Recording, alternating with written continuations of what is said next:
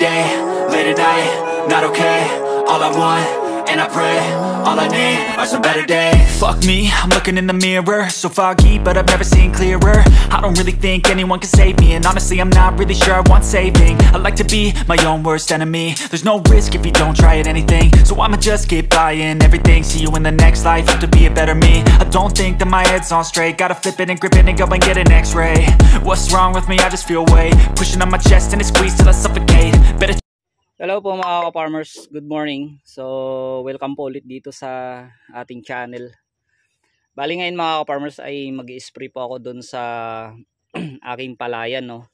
So sa nakarang araw na in-update ko po yun mga ka-farmers na nag-abono po ako ng urea. So 4600. So pangatlong araw na po kasi ngayon mga farmers na simula ako na inabunuan. So ngayon bali nag-i-spray po ako ng herbicide. So itong herbicide po mga ka-farmers na gamit ko ay bali pangalawang beses ko na po itong gamitin. So nung nakarang taon ay ginamit ko na po ito. So paalala lang po mga ka-farmers, no, hindi po ito isang pagpo-promote ng isang produkto na ginagamit ko sa aking palay. So ito po ay pag-share lang po mga ka-farmers, no, para na rin po na makatulong na rin po ako sa mga kapwa kong magsasaka na nagtatanim po ng palay. So itong herbicide po to mga ka-farmers ay bagay po ito sa mga area na rainfed, no, na halos po na hindi po naabutan ng irrigation. So ito pong produkto mga ka-farmers na Gabel plus 200 OD. So yung combination po nito mga ka-farmers ay yung ano po nito ay parang 2,4-D na rin po siya ng mga ka-farmers, no. So kung pamilyar po kayo sa pamatay damo na yung pangalan po ay Nomini, Guarantee. So ano pa kayong iba? So nakalimutan ko na mga ka-farmers, no. So ito po yung parang combination niya, no. Isa na po yung laman nito na Nomini or Guarantee. At saka yung kaibahan kasi nito mga farmers ay parang pinaghalo na po siya ng 2,4-D. So ito po yung mga farmers yung damo na kanyang kayang patayin. Ayan, kung pamilyar po kayo mga farmers sa mga damo na yan, so yan po yung karamihan na napapatay po ng 2,4-D.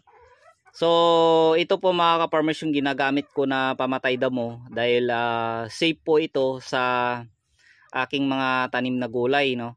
Sa kaysa na gumamit po ako ng 2,4-D na shell or ester, talagang masisira po yung mga pananim ko na gulay.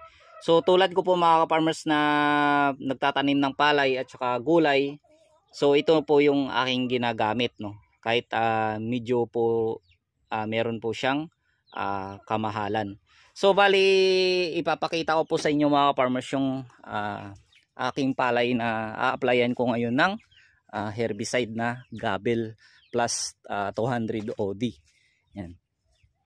So malapit lang yan dito mga farmers, no.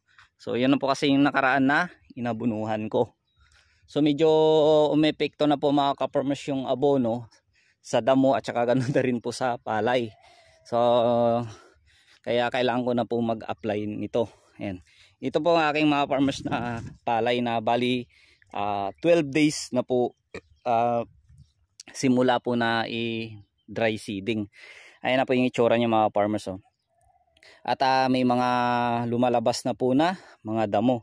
So kaya kailangan na ngayon ay makapag-spray. So kailangan mga farmers na mag-apply tayo ng herbicide na yon ay mamasa-masa po yung lupa. So kahapon kasi mga farmers ay umulan.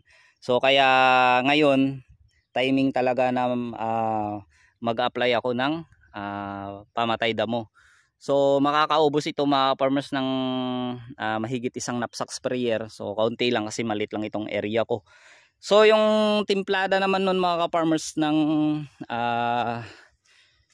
Gabel plus 200 OD ay 80 ml, no. So sa ganitong edad ng palay. So pwede po natin siya magamit mga farmers 12 days to 30 days. So kapag 30 days na po mga ka-farmers yung edad ng ating palay, so gawin na po natin siyang 100 ml, no? So medyo pag naisip natin na medyo magastos sa paggamit nito, pero okay din naman siya mga ka-farmers, no? Matipid din, epektibo naman po siya. Ayan. Ayan po ulit yung kanya. So hindi ako familiar mga farmers sa mga pangalan ng damo na to. So ayan, pinapakita ko na rin po sa inyo na yung kanyang kayang patayin. So yun lang po mga ka-farmers, at ito po ay shinare ko lang po sa inyo, at para naman po kahit konti ay makatulong po sa mga kapwa ko magtatanim ng palay. So ayan, bali hanggang dito na lang mga farmers, at mag-i-spray po muna ako, at maganda-ganda to, at sumikat na rin po yung araw. Ayan, maraming salamat po sa lahat-lahat na sumusuporta po dito sa aking channel. So God bless po sa lahat, at saka happy farming.